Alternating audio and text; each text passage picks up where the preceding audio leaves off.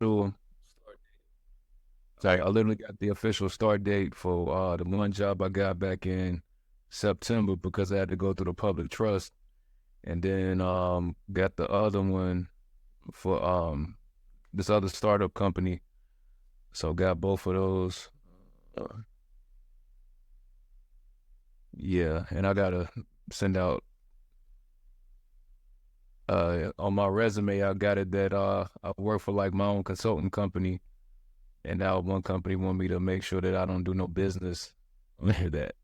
Okay. Yeah, I guess for compliance, Yeah. trying to make sure they cover it.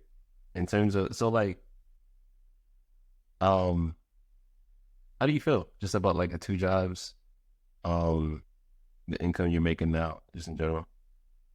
Honestly, it feels good. Really just getting to work and seeing how it'll be. So, the one of them is a platform engineer, and the other one is DevSecOps. Okay. So it's like my job is just automating everything and just finding places to automate, and then also having those tickets.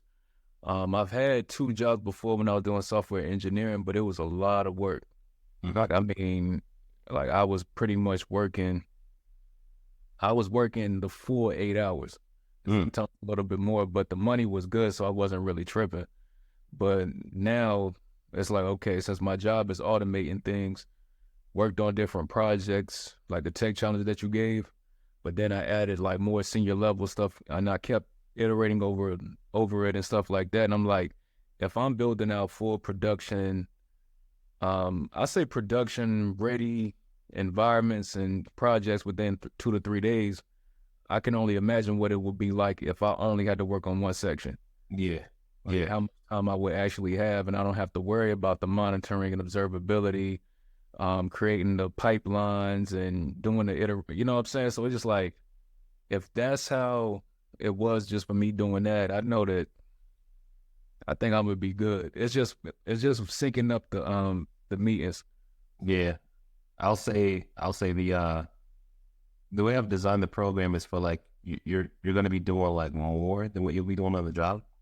Because, for example, I remember one job I had, they had said, hey, go like the whole week, all I had to do was just update our Terraform version. And we would just literally inside our Terraform modules, we'll just go from one number to another number. And that was my update for the week on our daily stand up. On our weekly stand up, we had one meeting per week. It was like typically 5 minutes or less, maybe 15 minutes. And so this is just to say, like, that's just one job. Every job is different, but majority of the jobs I've had, um, like cloud engineer, DevOps engineer, unless you're working on a huge project, um, like you're well, we really just kind of, it's just more of a laid back kind of an, you know, job, unless, like I said, you're actively building something like you've done all the tech challenges. Because once it's built, once it's automated, you're just monitoring it and adding new features to it, making it more efficient. But you're not going to be giving yourself doing that. Yeah, yeah. So like with thinking of like having that in mind, it's just like, oh yeah, this is about to be, it's gonna be smooth. Like I said, compared to what I was doing before, I already know that it's gonna be. Sweet. Yeah. And also, and also too, like even within how the managers and everybody is even speaking to me and reaching out to me, it's at a different level too. It's like I can tell there's nothing but respect and how they looking at me. And even Mm, one of the CTOs even told me already what he expects from me over the next year. mm, So yeah, so it's like, all right, they want me to be the Ansible and OPA SME. So mm. you teach Ansible in a program, and I can go look on YouTube and do some projects to learn about OPA. The policy is code, and I'm actually going to do a project this week and post it on LinkedIn to get some more feedback. So And so anybody that's watching this video, I want you to really like understand the mindset of Cleo. Like even before he's getting on the job, he's about to do a project. Right? We kind of show you how to, do that in terms of using certain resources to give you certain scenarios to figure it out and get that experience. But I really want to dive into like the mindset, right? in terms of being proactive, in terms of being hungry. Even though I have like projects and tech challenges, things to get experience, not only did Cleo do those things, but he went a step ahead and like made it better. He said, how can I improve on this? How can I look at it, look at this solution from a senior level cloud engineer and add more features to it that's to make it more robust? And so like, I'm saying that because I've taught a lot of people, but honestly, I tell people, you're only going to be successful if you actually put in the work. But before you even put in the work, you have to become the person and be the person that's like, hey, this is going to work or it's going to work. Like you have to have a strong reason why. Because essentially the system works as you see, Cleo getting multiple offer letters. At the end of the day, the real question is, can you work? And so I want to ask you a question, Cleo, but before that, how many offer letters have you received? And then also how much money are you making from the 1% Cloud Engineer Blueprint, the system that we have? So 3 so far. How much I'm making? I like to. I want to. I You don't want have to, if you, yeah, you don't. Yeah, I'm good now. Good. Honestly, I'm good now. I'm good. So Okay. what you talk about in the program, yeah, we good now. Yeah. Okay. And then also, do you confidently feel like you have a skill set where for the rest of your life, as long as there is computers in the world, cloud, which isn't going anywhere anytime soon, Right. do you feel like you can, like financially, money wise, you'll never lack because you have the skill set for the rest of your life? Yeah, for sure. Yeah, it's no question. It's no question. Once you get that first offer letter, it solidifies everything. It's like, oh, okay. And then, reflect on how you got to that point. The interviews, look up, like if you record your interviews, look at them over and really assess it and see how you can do it again. Okay. And that's really it. And that's all I've been doing. Like you said, grinding and doing stuff like that. I bought a book and read it. This one right here. I don't know if it's blaring it out. Hold on, let me change. But this book right here, and this book and this book is a good book. Anybody watching, I definitely say once you go through Tayo's program and you look into understand what it's like at the higher level, where like the CTOs think, that's a good book to read. And that's a novel, so it doesn't read like a technical book, but you start to see that most of the companies that's out there have these same problems.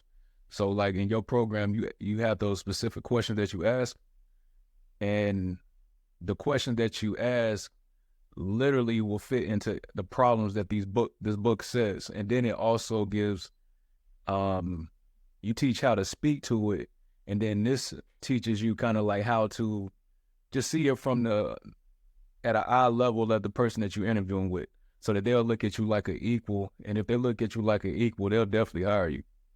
So, and they'll find out if you were equal in the first 5 minutes. That's the one thing I learned. So yeah, but yeah, with your program, the work I put in, yeah, honestly, interviews have gotten easier. Okay. Okay. And The interviews is easy. how many? So once again, how many offer letters have you generated from using the system? 3 of them. Okay. And then how many interviews do you have coming up, if you don't mind sharing? This week, 7. This week alone, you have 7 interviews. 7, yep. Okay. And then do you feel like you have a system where you can like turn on, turn off to be able to generate interviews? Oh yeah, definitely. I'm going to shut everything down after this week, honestly. Yeah. So it's too much coming in right now. Yeah. Yeah. Because low key, like it's a great feeling to get those interviews and stuff like that, but it's like once you're going through the grind, sometimes you forget what you're actually grinding for. So once it happens, you kind of be overwhelmed, and it's like, I'm gonna shut this down so I can be in the moment of what just happened and all of the work that I put in. So Okay. So some people are probably watching this and they're like, they can't even get one recruiter to call them to schedule an interview. And so you can talk about it a little bit. So do you have like, are you chasing recruiters down, or like are they coming to you? Do you kind of talk So about no, sometimes I apply, um, but for the most part, it's mostly just recruiters reaching out to me. But it comes from putting yourself out there. Get on LinkedIn and brag about what you can do. mm, And then also with what you brag about what you do, also figure out a way to stand out amongst the people that brag too. And honestly, videos and breaking things down simple, because it's like within the cloud DevOps space, we're the one space that people don't do a lot of content about. yep, So like just doing anything will help you stand out, yep, you know. yeah, Yeah, so I did one video about ECS and I broke it down and used an analogy of how um like the cloud infrastructure is similar to a restaurant. You know what I mean? And I broke that down and then talked about ECS, Fargate, and all of that. And that video did over 20,000 impressions on LinkedIn. wow, So yeah, and I'm working on my next one. I'm doing LinkedIn, and yeah, so you just got to figure out what you can do to stand out. Because everybody say they can do this, but as we get into the interviews and you ask questions, you'll see that you're like the 20th person they talk to, and if they got the 20 people, that says a lot about your competition that's really out there. mm, Ain't a lot of people that's really good at discussing this. They can do it well, but they probably can't talk about it at all. mm. How do you feel like you know we've kind of helped you through the program in terms of getting some of these results? What are some of like what do you feel like is one of the main components in this program that helped you get to where you are now? Really, the simplicity of it. It's not a lot of the technical jargon around everything. Once you look at it in a very simple way, it's easy to master that and then add on to it. And yeah, the simplicity of everything has been that, and then also the projects of you're doing so many parts of that project. You kind of, with the right view, you can be able to see that this is what the whole team would do. So once you learn that process and see that this is everything that goes into it, it makes it a lot easier. Like, so the simple process is what really gets you to that point, and yeah, that's really it. The simplicity of everything. Okay. Yeah, that's it. Okay. What would you Oh, and also Felipe. Felipe, I'll be watching this. Get on those calls. Yeah. So for those who don't know who's not in the program, can you explain who Felipe is? Yeah, Felipe is the teacher that does like the active aspect of it. The calls what, like Monday? Was it Monday through Wednesday now? Yeah, Monday, Tuesday, Wednesday. Yeah, Monday through Wednesday, where he will sit with you, talk through the process, walk you through everything. Then also, that's an opportunity for you to actually be able to talk through your process on how you see things, and then he'll also add corrections if you're missing anything and stuff like that. So, yeah, he's a valuable resource. A great teacher. A good extension of what Tayo was doing, and yeah, yeah, I always give him a shout out. So yeah. Yeah. I always tell Felipe, I said, look, man, I gotta figure out more ways to pay you because he's and before I bring anybody in the 1% University, I have to vet them. And Felipe, I'm pretty sure but he was a student. And he went through the program in 3 weeks. I thought he was cheating. I was like, yeah, I had to check him.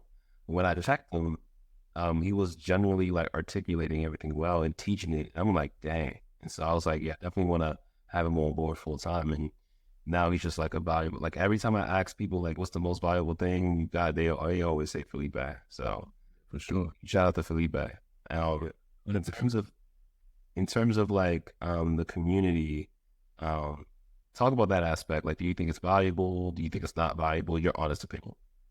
Yeah, the community really just is supportive, So like, if you have questions, people will get and try to answer those questions. If you have a win, they'll be right behind. You know what I'm saying? Like really supportive and being help and celebrate your win with you. And like those calls that you have with Felipe, a lot of people are speaking up, and you get a fresh perspective and a new perspective on what could end up working for you.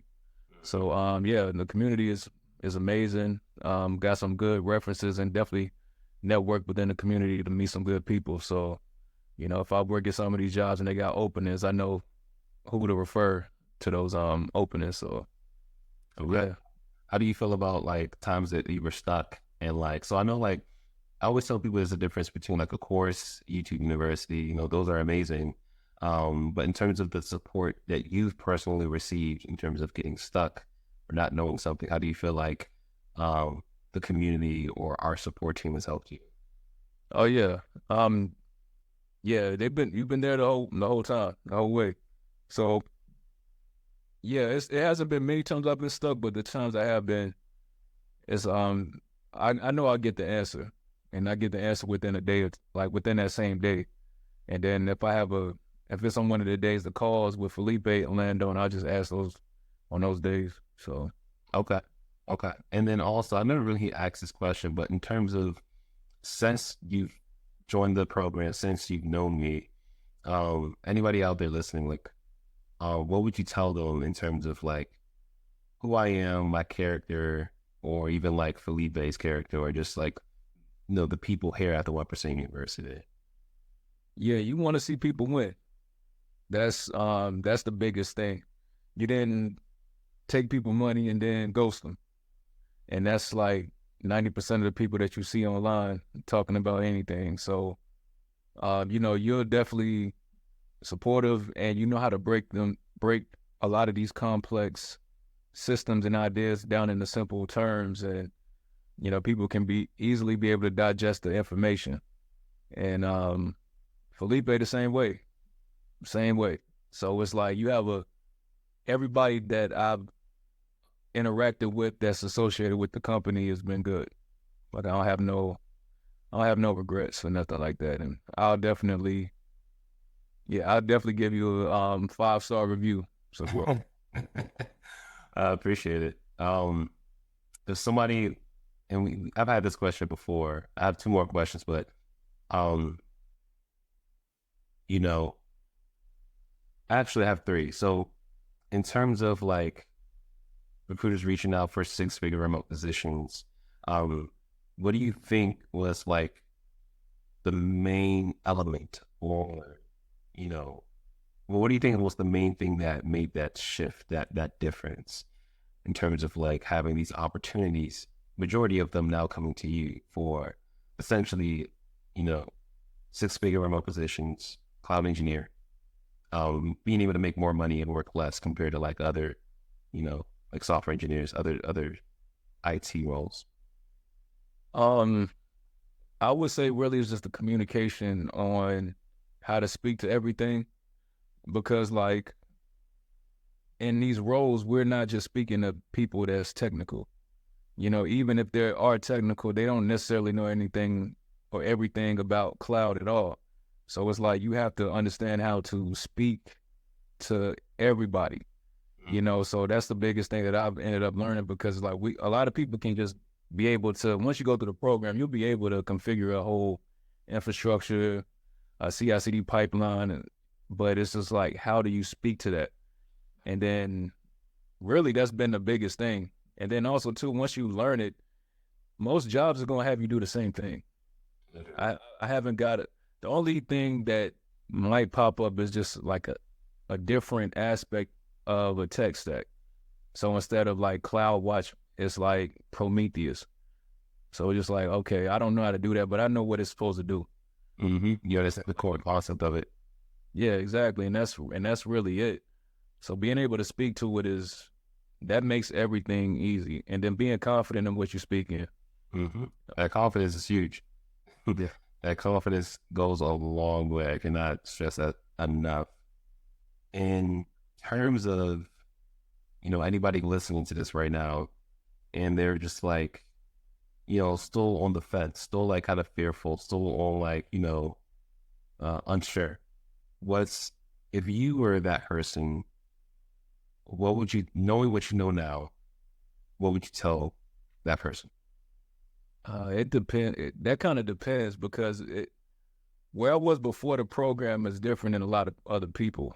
Yep. Because like I've already been in tech, so it's like I already seen what DevOps looks like. I already seen what cloud engineer roles look like and interacted with those engineers and stuff like that. So if you already have a technical background, making a switch will feel different and feel a lot more smoother than probably whatever role that you're working in now. So like if you're on the fence, just go do some research, go on YouTube and see what it's about and then join, you know what I'm saying? But if you are somebody that doesn't have a technical background or anything like that, you'll get a simple version of how to learn everything and how to implement everything. And, through a lot of, iterations and working and repetition, you'll end up you'll be good enough to get an interview, you know what I mean? And start working. So yeah, if you're on the fence, it's going to work. You just got to put in the work. Tayo gives out a great blueprint, but if you're not willing to work, it's not going. You're just wasting your time. Yeah. I tell everybody the same thing before joining. And that's the reality. Like literally, we have different refund policies. If you don't, get the results, we get your money back, but that's not the case, right? Because the stuff works. One more thing, and too, like, a lot of people are talking about AI taking jobs and will it be jobs, but AI got to run on something and it runs on cloud.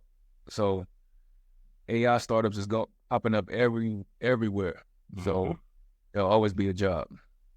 Well, just for cloud engineers, because AI lives in cloud, it's only creating more opportunities. And at the end of the day, anybody online telling you anything, like always do your own research. Like research what I just said.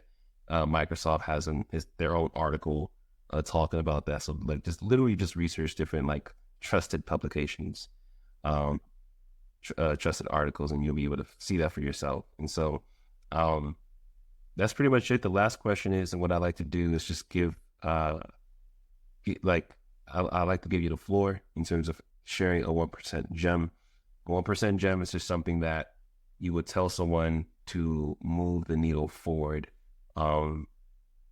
Just something that can help them, something that they can apply.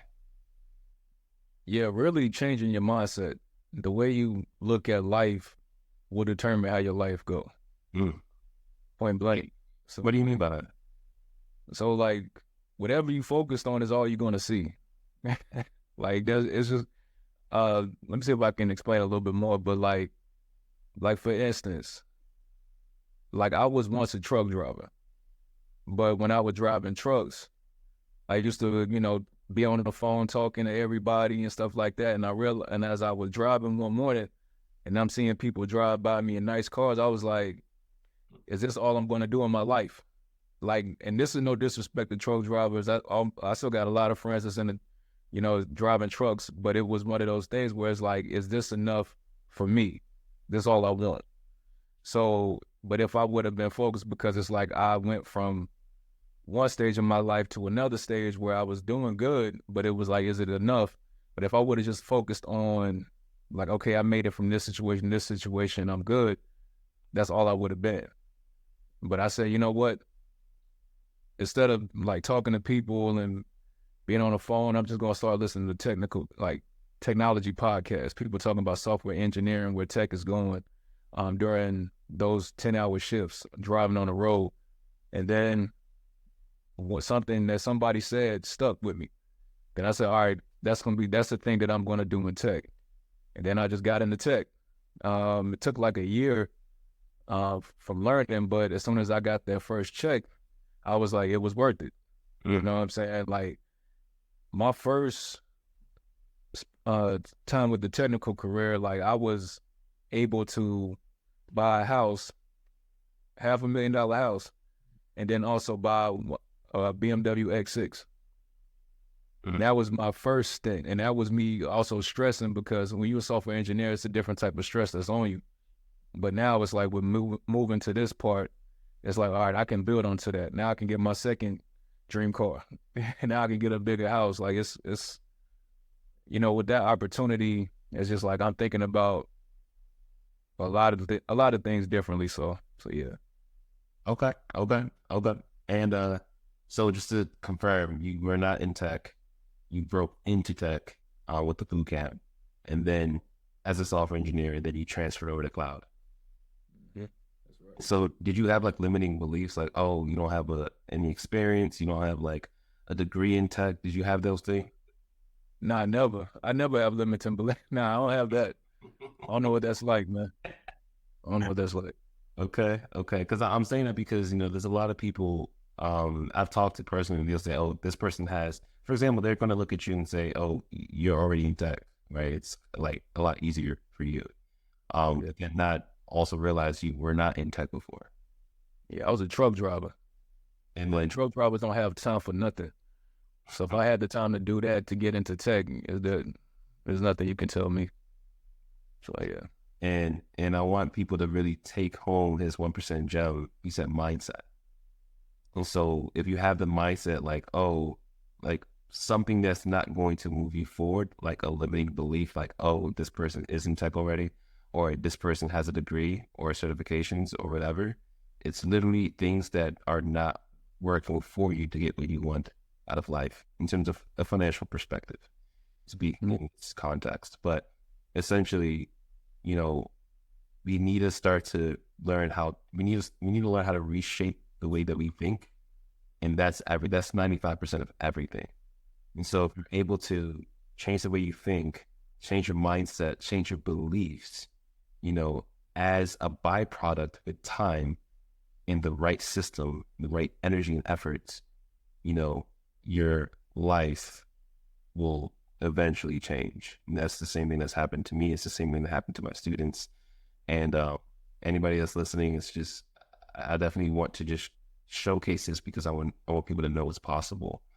I tell people all the time, you don't need to join my program, but learn cloud, like, because this is something that has changed my life and the people that I love around, the people that's around me that I love, and then also even my students. Like, this is the reason why I do what I do. So that's pretty much it. Just want to thank you for your time. Um, any last thoughts? Any last things you want to say? Just throwing it out there before we close up. Hey, just putting the work. Just putting the work. And that's all that I can really say. Yes, sir. Well, cool.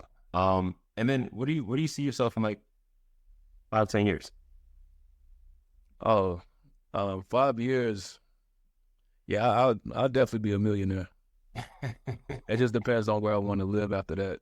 But I see myself, yeah, 5 years, yeah, I'll be a millionaire. But the one thing that I'm really focusing on is like getting to a place where I don't necessarily have to work, but if I wanted to work, I can. And then also thinking about where I want to see myself within tech, because I know that one day I can be manager, even getting up to CTO level with my knowledge and all the experience that I have, even right now.